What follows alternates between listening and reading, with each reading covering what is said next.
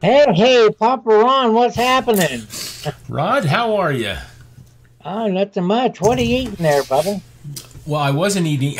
That's your big deal is to eat in front of everybody. But since you mentioned it, while we were talking, have you folks seen these? Jalapeno Fritos, baby. Oh, man. And of course, you have to have a Coke with it with iced Coke.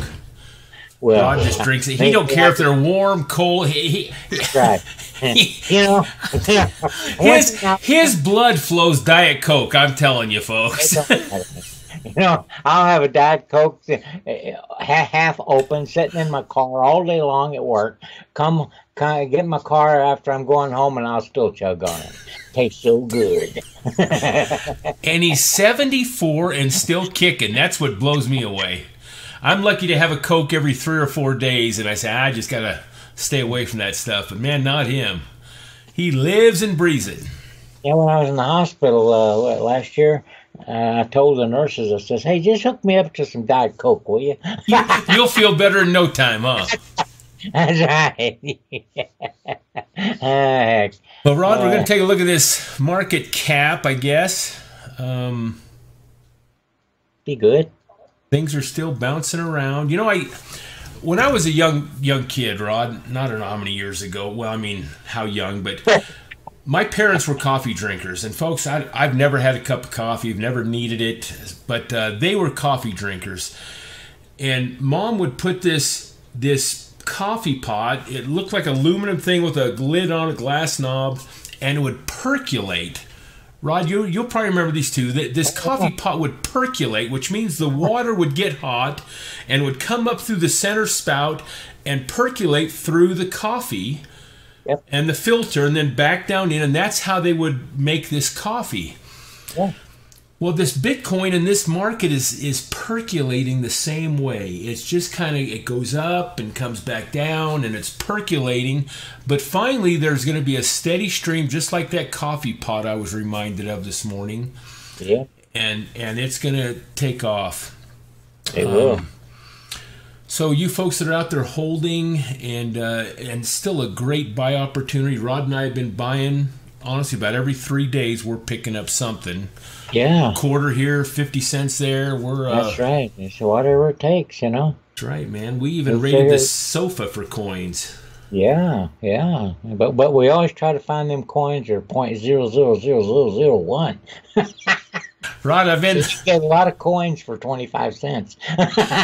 And folks, I know we're just BSing here for a minute, but it reminds me, I've been in contact with a guy who's been wanting me to help him get set up a little bit, and so we've been doing some Skype and this and that, but he says, man, I just love it when Rod talks about those penny coins. And I said, yeah, Rod's really into those cheap ones. He says, I am too, man.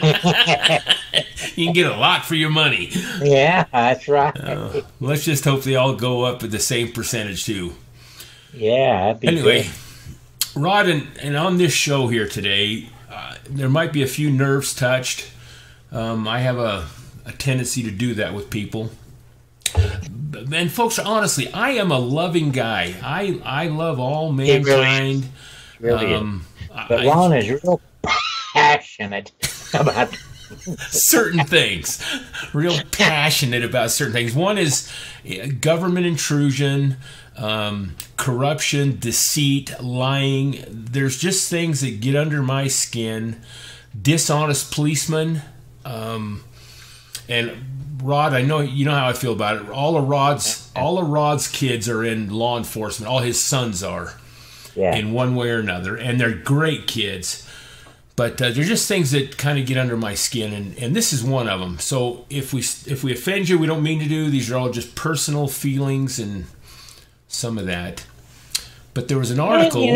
And one good thing about it that's what makes the world go around. Different strokes for different folks. Like I don't like any of the politics going on in California, and or in New York, or a lot of the other places. It's United States first, then your personal feelings or your personal views about things is second. But if it doesn't benefit the United States first, or your community first, then don't. Just, these people bitch about the country and then they don't vote. That's what just gripes me to no end. If you don't vote, you have no right to bitch. Excuse me. Well, you're basically right. And the problem we have today, we've evolved, and this ain't a government platform today, folks. No, it's But since Rod touched on it, I'm going to chime in too, baby. We've evolved into this system to where the minority or the one takes precedence over everybody else. We'll change our long-standing traditions, for example, on Christmas, because a few people harp about it. And so, let me not get started with that, but since you talked about California, Rod, and stuff, this article here, which comes out of Bitcoin.com, okay. It talks about the city of Berkeley, California. They're considering of doing their own cryptocurrency, ICO. Oh, well, good. I won't have to buy it then. And they'll probably get a lot of support from within their city and county, I would think. Yeah, I hate that. Anyway, don't get me started there. But this kind of touches on it. And if you read down here, you remember not long ago it was Trump that said the UC Berkeley, the university there, does not allow free speech and practices violence on innocent people with different point of view. And then he asked the questions, no federal funds?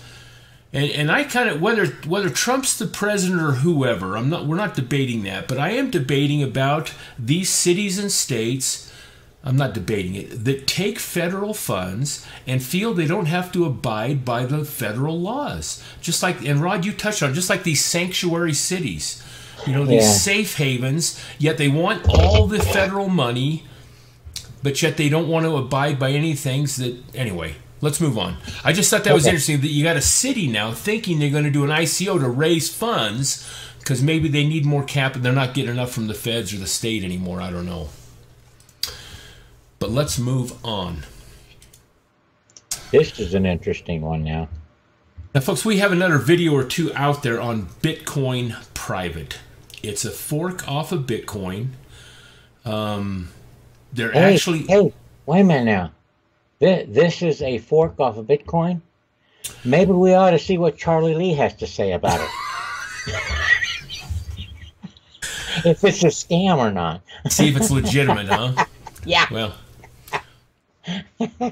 And I just want to chime in there so much on that topic, but I'm not going to. Thank you. Well, I was trying to get you started. Yeah, I'm feeling the blood pressure already rise within me, but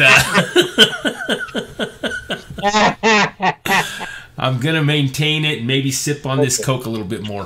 Yeah, that'll definitely chill you out. That's right.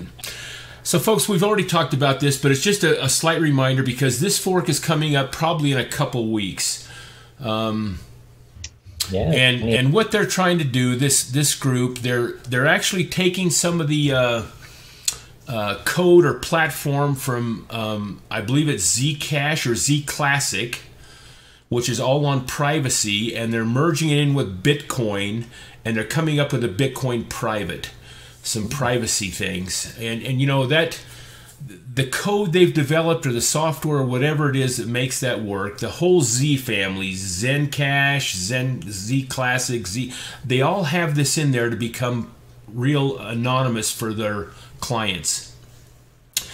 And in today, that can be important to a lot of people. It's not just the criminal aspect that wants anonymity. Anonymity, whatever it is. There's a few words that I struggle with all the time, and that's one of them. Yeah. And the other one's the one we did the video the other night. Entrepreneur. Entrepreneur. I can't ever look at that word. Anyway, I'm just an old hick, folks. Me too, neither. But anyway, they're coming up with this privacy coin. In a couple weeks, they're going to fork. They're going to match one for one with Zclassic. Anybody that has Zclassic, they'll match. And anybody that has Bitcoin, they're going to match. So they're coming up with 21 million coins. I did find a little graph here that kind of talks about some of the differences and why they're forking off. Their mining is going to be on GPUs, where you don't need some of the mining hardware like you do with Bitcoin and Bitcoin Cash and stuff. Yeah, said it too. Yeah. Block interval 2.5 minutes instead of 10. The block size is doubled Bitcoin, so it should be faster, cheaper.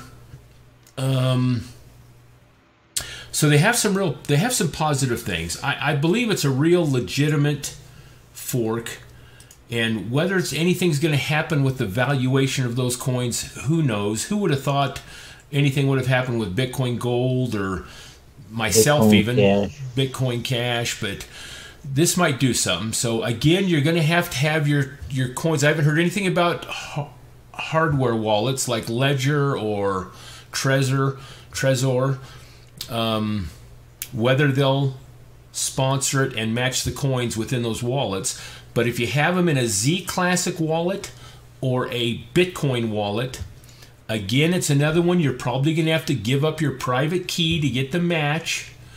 But Sure. again, we've kind of already explained how to do that safely.